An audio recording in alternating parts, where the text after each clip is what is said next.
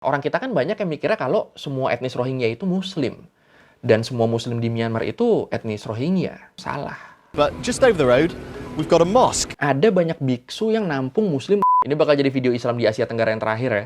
Kemarin gue juga sempat nanya di komen buat terakhir mau bahas negara mana. Ternyata jawaban paling banyak itu ada 2 negara. Ada Laos sama Myanmar. Gue udah nyari tahu tentang Laos dan ternyata artikel-artikel yang ngebahas Islam di Laos tuh dikit banget.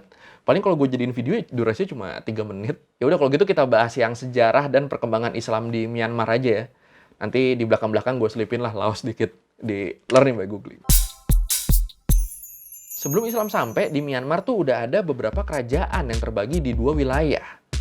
Wilayah Arakan sama wilayah Bagan. Pokoknya ya berkembangnya di 2 wilayah ini, terkonsentrasinya di 2 wilayah ini. Nah, karena banyaknya kerajaan ini, jadi kayak yang dulu gue bilang, akhirnya cerita masuknya Islam ke Myanmar pun ada beberapa versi. Masing-masing kerajaan punya versinya sendiri-sendiri. Tapi yang pasti selalu terkonsentrasi di 2 wilayah tadi, Arakan dan Bagan.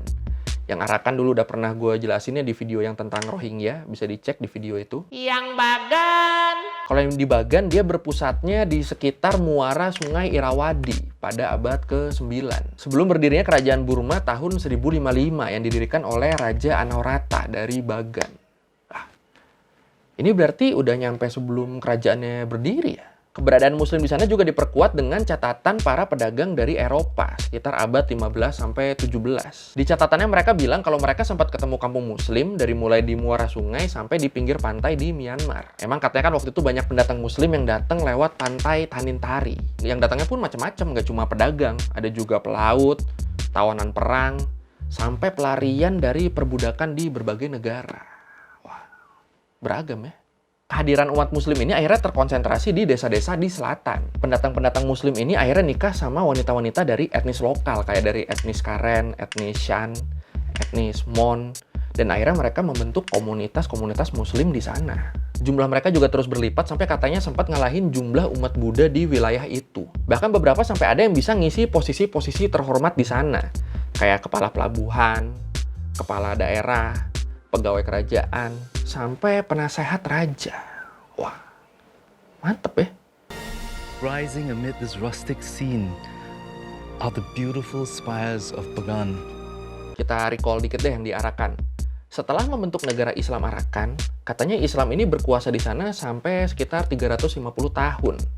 Sampai ada total 48 sultan yang memerintah di sana. Terus pas masa penjajahan Inggris, banyak Muslim dari India yang migrasi ke Arakan. Ya, akhirnya makin banyak lah Muslim di sana. Pas Myanmar merdeka tanggal 4 Januari 1948, 6 bulan setelah Aung San, bokapnya Aung San Suu Kyi terbunuh oleh rekan militernya. Dibunuh kenapa? Ini nanti detailnya kita bahas di video sendiri aja lah ya. Ya pokoknya intinya setelah merdeka, wilayah Arakan ini sempat dijanjikan sama militer buat dijadiin wilayah otonomi khusus. Tapi sampai sekarang janjinya nggak jadi-jadi. Nah lo.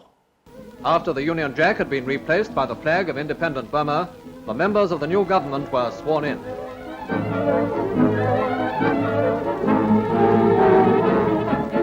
Sebenarnya bisa dibilang perekonomian Muslim di Arakan tuh namanya sekarang Rakhine ya, Rakhine State. Nah, perekonomian Muslim di sana itu jadi buruk sejak penjajahan Inggris di Myanmar berakhir. Akhirnya banyak dari mereka yang cabut dari Arakan, cabut dari Rakhine.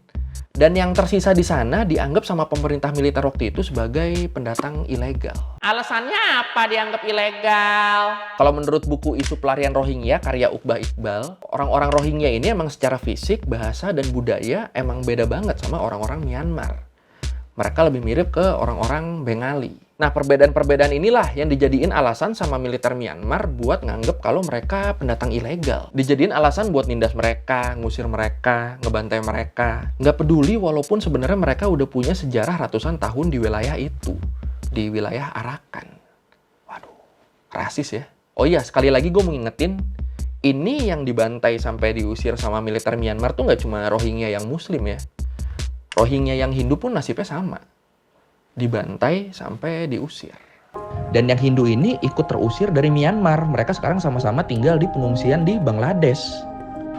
We don't have any peace of mind by living here. Our soul is crying aloud for our homeland. Nah, orang kita kan banyak yang mikirnya kalau semua etnis Rohingya itu Muslim. Dan semua Muslim di Myanmar itu etnis Rohingya. Di sini gue mau ngasih tahu kalau itu salah.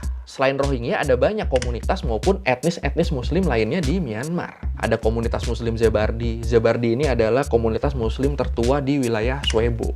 Ada komunitas muslim India yang kebanyakan datang sebagai tenaga kerja di masa penjajahan Inggris. Terus di Yangon, kota paling populernya, ada etnis muslim Chulas, Kaka, sama Pathan. Di Mandalay juga ada etnis muslim Hui dari Cina. Etnis San juga ada yang muslim.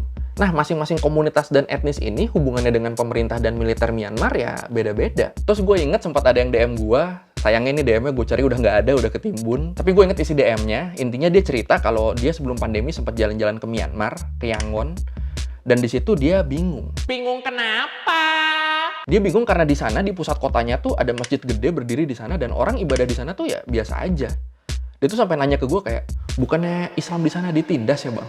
And this is the Sule Pagoda. It's one of thousands you see across Myanmar, which is mainly a Buddhist country. But just over the road, we've got a mosque.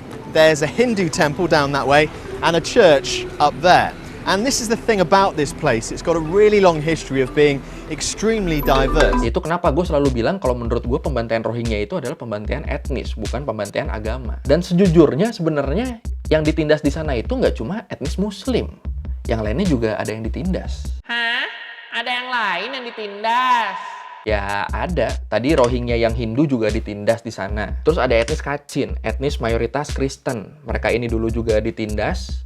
Terus sempat perang dan akhirnya gencatan senjata. Terus ada etnis Chin, ini mayoritas Kristen juga.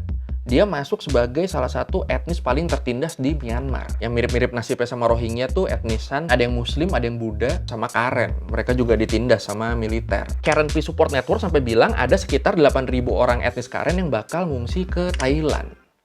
Nggak tahu deh tuh bakal diterima apa enggak. Ya 8.000 orang gila lagi pandemi gini kan. Kasian ya. Ini gue ada tanggapan dari Perdana Menteri Thailand, Prayut Chan-o-cha, Lungtu, tentang kedatangan pengungsi Karen dari Myanmar. แต่อย่างไรก็ตามเรื่องนี้ก็ขอให้เป็นเรื่องภายในของเราไปก่อนนะเพราะว่าเราก็ไม่อยากให้มีการอพยพเข้ามาในพื้นที่ของเรานะครับแต่เราก็ดูแลเรื่องของสิทธิมนุษยชนเรื่องต่างๆเหล่านี้ด้วยนะครับ Etnis Karen ini 75% memeluk agama Buddha, 20% Kristen, sisanya animisme dan Islam. คาดการณ์ตัวเลขอพยพไว้ที่เท่าไหร่ก็เราก็เตรียมพื้นที่ไว้สำหรับว่าเมื่อเข้ามาแล้วจะอยู่ตรงไหนก่อนใช่ไหมจะมากน้อยก็ว่าอีกทีนะครับอย่าพูดไปถึงเรื่องของจัดที่พักพิงผู้อพยพศูนย์อพยพยังไม่พูด Terus kan banyak yang ngomong juga kalau biksu-biksu di Myanmar semuanya ikut ngebantai Rohingya.